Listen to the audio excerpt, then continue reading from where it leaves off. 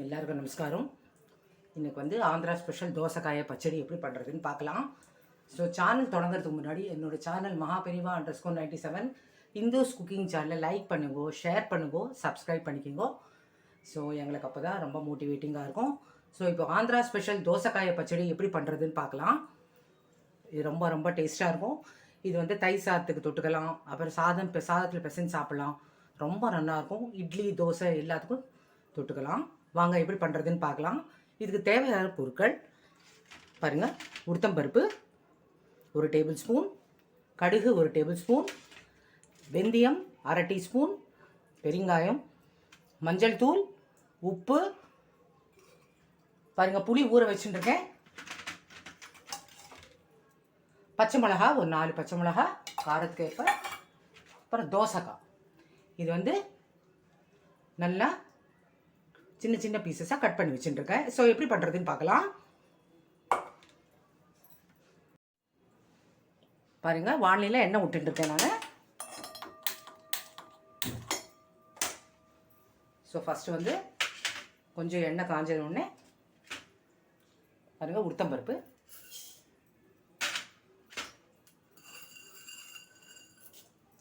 கடுகு, அடுத்தது கடுகு, நெக்ஸ்ட்டு வெந்தயம்,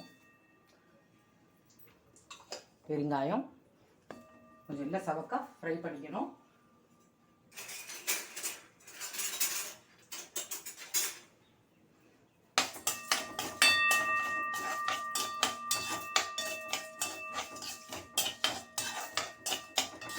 ரொம்ப ரொம்ப டேஸ்ட்டாக இருக்கும். இது நல்ல side dish for idli and dosa. சாதத்தில் நெய் போட்டு இந்த தோசைக்காயை பச்சடி சாப்பிட்டா ரொம்ப ரொம்ப டேஸ்ட்டாக இருக்கும். எல்லோரும் இந்த டிஷ்ஷை ட்ரை பண்ணி பாருங்க. இது நல்லா சவப்பான உடனே அப்புறம் பச்சை மிளகா போட்டுக்கணும்.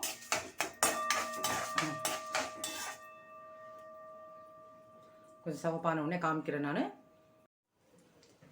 ஸோ கொஞ்சம்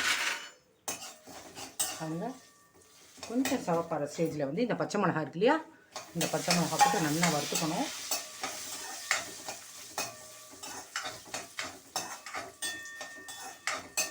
ரொம்ப ஈஸியாக பண்ணிடலாம். எல்லாமே ரெடியாக வச்சிட்டோம்னா மேக்ஸிமம் 15 மினிட்ஸில் பண்ணிடலாம். இது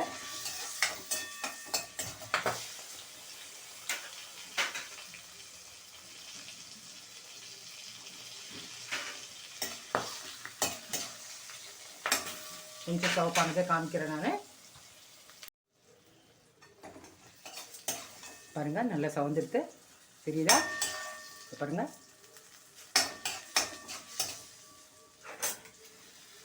காமிக்கிறோம் பாருங்கள்.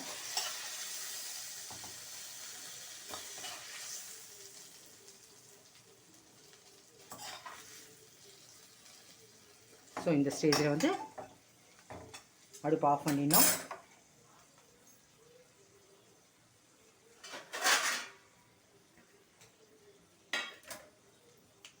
ஆஃப் பண்ணிட்டு ஒரு தட்டில் ஆற வச்சுக்கலாம். பாருங்கள்,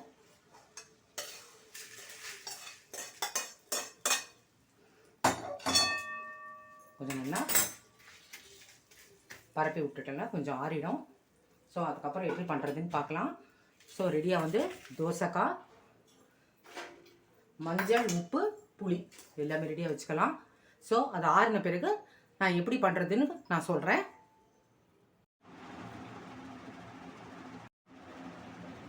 ஸோ இப்போ ஆறிடுச்சு. இப்போ ஒன்று ஒன்று மிக்சியில் அரைக்கலாம். இங்கே பாருங்கள், இது வந்து இந்த தாளித்த சாமான் வந்து இங்கே பாருங்கள், இது பாதி போட்டுக்கலாம். பாருங்கள்,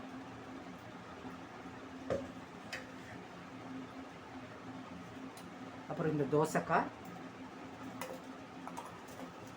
இது ஃபுல்லாக போட்டுக்கலாம்.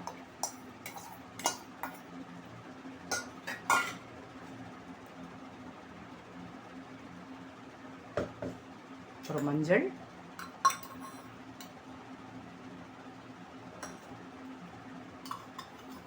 உப்பு,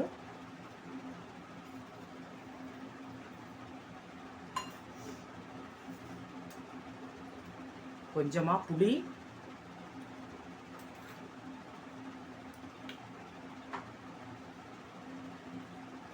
இப்போ ஒரே ஒரு திருப்பிக்கணும். ரொம்ப எல்லாம் மிக்சியில் வந்து ரொம்ப சாஃப்டாக அரைக்கக்கூடாது. ஸோ நான் அரைச்சி நான் காமிக்கிறேன் பாருங்க. திருப்பி என்னெல்லாம் போட்டிருக்கேன்னு சொல்கிறேன். அந்த தாளிச்சதில் இருக்கு இல்லையா, ஃபஸ்ட்டு வறுத்து வச்சுருக்கேன். அதை பாதி ஃபஸ்ட்டு போட்டுக்கணும். அதுக்கப்புறம் தோசைக்காய், மஞ்சள், உப்பு, கொஞ்சம் புளி தண்ணி. ஸோ நான் அரைச்சி எப்படி காமிக்கிறேன்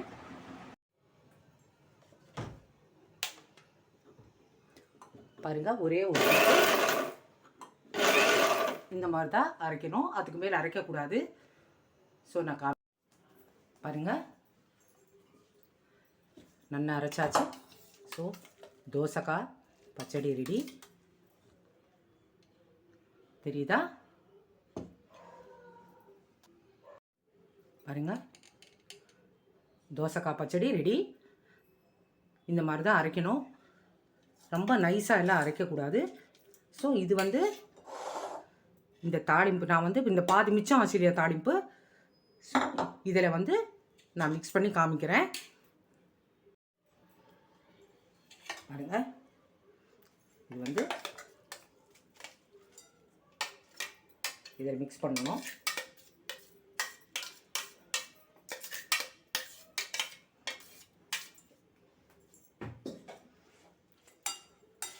இதை நல்லா மிக்ஸ் பண்ணிக்கணும்.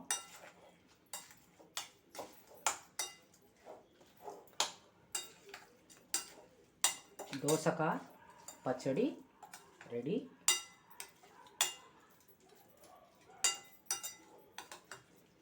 ரொம்ப டேஸ்ட்டாக இருக்கும். எல்லோரும் ட்ரை பண்ணி பாருங்க. நான் டிஸ்பிளேல காமிக்கிறேன் பாருங்கள். நான் இப்போ டிஸ்பிளேல காமிக்கிறேன். தோசைக்காய் பச்சடி ரெடி. ஸோ எல்லோரும் ட்ரை பண்ணி பாருங்க. ரொம்ப டேஸ்ட்டாக இருக்கும். இது வந்து சாதத்துக்கு பிசைஞ்சு சாப்பிட்லாம். அப்புறம் இது சைட் டிஷ் வந்து ஃபார் இட்லி தோசைக்கு ரொம்ப நல்லாயிருக்கும். ஸோ எல்லோரும் ட்ரை பண்ணி பாருங்க. ஸோ என்னோடய சேனல் மகாபிரிவா _97 இந்துஸ் குக்கிங் சேனல் லைக் பண்ணுங்க, ஷேர் பண்ணுங்க, சப்ஸ்கிரைப் பண்ணிக்கோங்க. தேங்க்யூ. லோகா சமஸ்தா சுகினோ பவந்து.